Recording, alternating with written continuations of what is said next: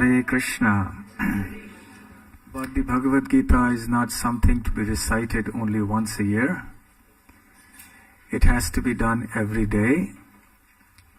Of course, it may not be practical for us to recite the whole Bhagavad Gita every day, but at least a part of it we can certainly recite. Srila Prabhupada emphasized the recitation and study of the scriptures very much in his teachings.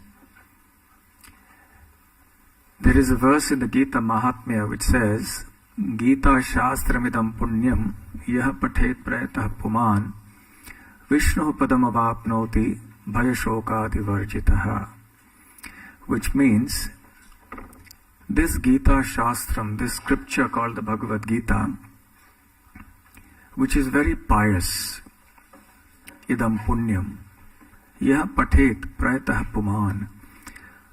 Whoever recites this and studies this regularly, every day, Vishnu padam avapnoti, will attain to the supreme abode of Lord Vishnu or Lord Krishna.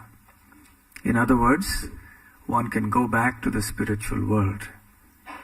Bhayashokadi varjitaha, after having been completely freed from fear and lamentation and so on.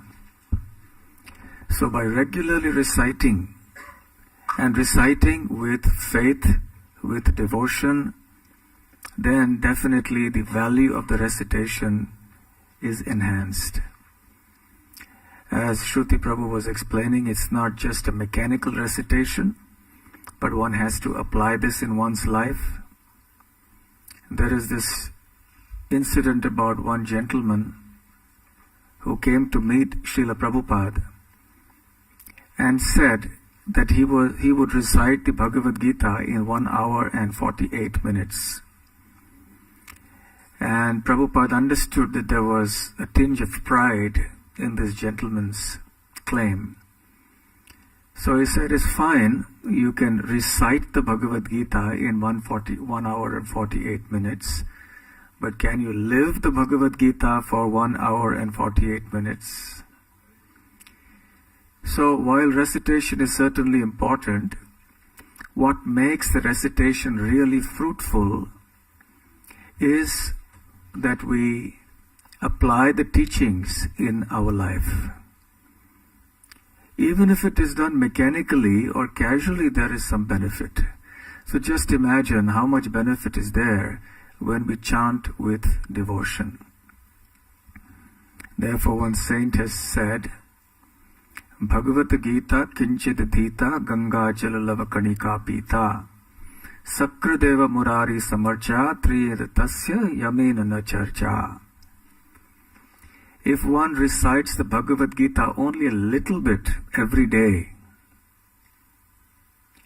if one drinks a little bit of water from the holy Ganga or the Yamuna every day, and one worships Lord Krishna or Murari even once every day, then there will be no quarrel or debate with the servants of Yamaraj. The Yamadutas will not come to us, and we will not have to argue with them. No, don't come to me. You should have gone to my neighbor, not to me. So they will never approach us. So in this spirit of devotion to Krishna, understanding the Bhagavad Gita to be non-different from Krishna, his sound vibration, we should begin this chanting. In the Gita Mahatmya of the Padma Puran, Krishna himself explains that the Bhagavad Gita is his deity. The first 5 chapters represent his 5 heads. The next 10 chapters represent his 10 hands. The 16th chapter represents his stomach, his navel.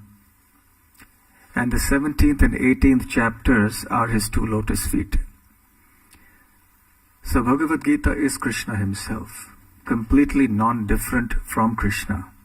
So when we chant the Bhagavad Gita, when we recite it If we do it with the understanding that we are in the association of Krishna through his sound vibration, and we do it with devotion and faith, then the results will come very, very quickly.